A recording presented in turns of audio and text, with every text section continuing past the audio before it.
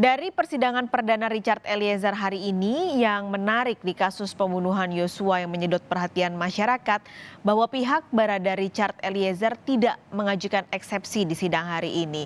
Nah, apa artinya dalam situasi yang membuat Eliezer jadi terdakwa pembunuhan berencana? Siang ini kita akan bahas bersama ahli hukum pidana Universitas Trisakti Abdul Fikar Hajar melalui sambungan Zoom. Pak Abdul Fikar, selamat siang Pak. Selamat siang, Mbak. Oke. Oke, ini yang berbeda dengan persidangan kemarin adalah hari ini Richard Eliezer tidak mengajukan eksepsi. Kuasa hukumnya juga tidak mengajukan eksepsi untuk kliennya terdakwa Eliezer. Ini bagaimana melihat dari apa yang dilakukan oleh kuasa hukum Eliezer ini, Pak Abdul Fikar? Ya, saya kira bukan hal yang aneh ya bahwa seorang terdakwa atau penasihat hukum tidak mengajukan eksepsi ya karena yang pertama pasti pertimbangannya adalah lebih pada soal efisiensi waktu gitu ya. Karena eksepsi itu kan hanya mengkritisi segi formal dari sebuah dakwaan gitu ya. Apakah perbuatan yang dituduhkan di dalam dakwaan itu eh, apa beralasan atau tidak, cukup ada latar belakang dan alasannya atau tidak gitu ya, bukan soal tepat gitu. Kalau tepat nanti dianggap sudah terbukti gitu ya. Padahal belum dibuktikan di dakwaan ya. Yang kedua soal apa namanya waktu ya, soal waktu, apakah eh, waktu pengajuan persidangan ini masih dalam tenggang waktu yang memang diperkenankan oleh undang-undang. Karena setiap tindak pidana dan ancamannya dengan segala macam ancaman penjaranya itu adalah ada batas waktunya, ada masa daluarsanya gitu. Nah, itu sebenarnya materi eksepsi itu sekitar itu. Apakah pasal yang didakwakan itu sudah daluarsa atau tidak?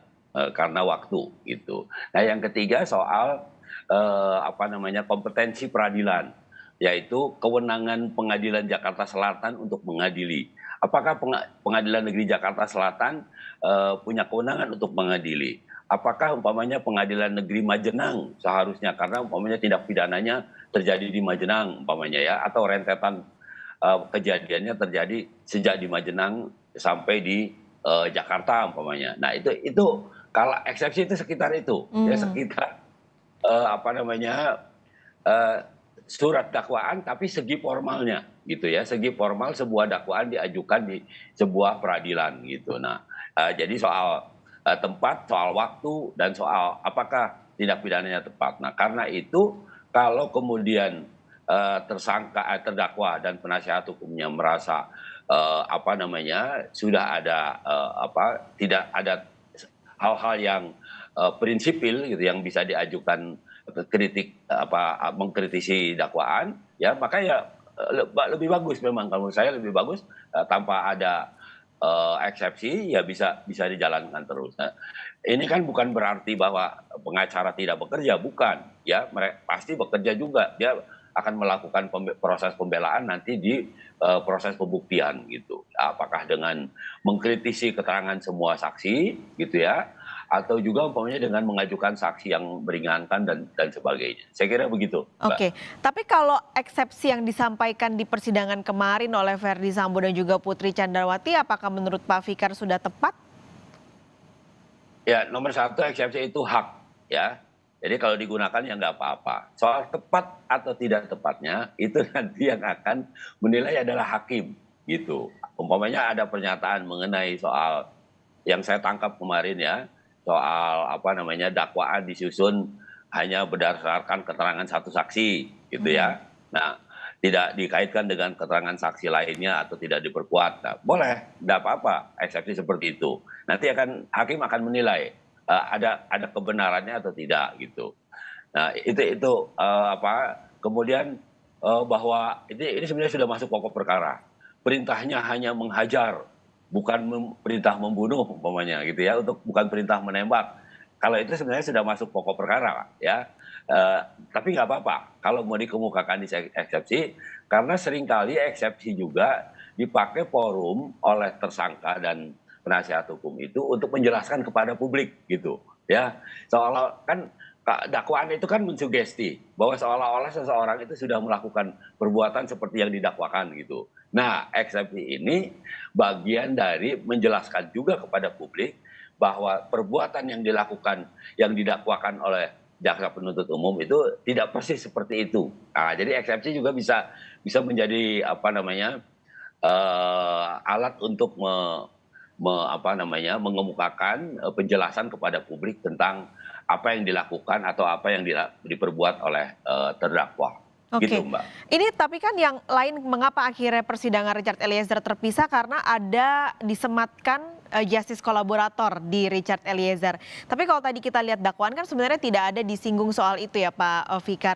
Sebenarnya nanti Iya, status justice kolaborator ini akan dijadikan pertimbangan di bagian mana persidangan Pak Fikar? iya. Justice kolaborator itu ya pelaku yang bekerja sama dengan penegak hukum untuk mengungkap seterang-terangnya, sereal-realnya sebuah peristiwa pelanggaran hukum ya atau sebuah peristiwa kejahatan gitu. Nah, itu maksudnya. Uja, maksud akhirnya dari justice kolaborator itu sebenarnya menangkap the big fish-nya, menangkap ikan besarnya gitu ya atau pelaku utamanya. Nah, dalam konteks peristiwa ini kan sudah jelas sebenarnya, ya kan? Sudah ada tuh pelaku besarnya atau the big fish-nya ada, ya. Orang yang mengatur dan mengorganisasikan peristiwa ini sudah ada, ya. Ada FS, ada dan sebagainya, ada beberapa orang itu kan. Nah, itu sebenarnya sudah sudah mulai terbuka gitu. Artinya bahwa justice kolaborator yang disematkan oleh LPSK kepada Baradae ini ada manfaatnya gitu untuk membongkar atau untuk menjelaskan seluruh peristiwa yang berkaitan dengan peristiwa kejahatan ini. Nah, ini akan menjadikan kompensasi bagi justice kolaborator atau bagi Baradae ini ya, baik nanti dalam penuntutannya ya, dalam penuntutannya oleh jaksa maupun pada putusannya nanti oleh hakim gitu. Dia akan diberi keringanan ya kalau menurut aturannya seperti itu. Justice kolaborator itu karena dia membantu penegakan hukum, maka dia akan diberikan kompensasi berupa tuntutan yang lebih ringan atau putusan yang lebih ringan gitu ya. Nah, pernyataan bahwa dia memang mempermudah jalannya persidangan nanti akan termuat di dalam putusan gitu atau di dalam tuntutan jaksa nanti. Ketika jaksa itu membuat tuntutan seharusnya umpamanya dituntut 15 tahun tapi dia cuma dituntut 10 tahun. Nah, itu biasanya dijelaskan oleh jaksa. Kenapa peran Eliezer ini padahal dia pelaku penembakannya gitu ya, tapi dia dituntut lebih ringan dari yang seharusnya. Nah, itu bagian dari peran-peran Baradae ini sebagai justice kolaborator. Begitu, Mbak. Ini juga di sidang hari ini tadi kuasa hukumnya meminta 4 terdakwa yang kemarin sudah sidang dijadikan saksi di pekan depan menjadi saksi pertama. Itu biasanya lazim, Pak Fikar, dilakukan seperti itu? Nah, mengajukan saksi sebenarnya sepenuhnya menjadi otoritas jaksa, ya.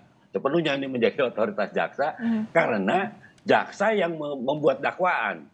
Maka jaksa yang paling punya kepentingan untuk membuktikan dakwaannya. Bagian mana dulu yang akan dia buktikan.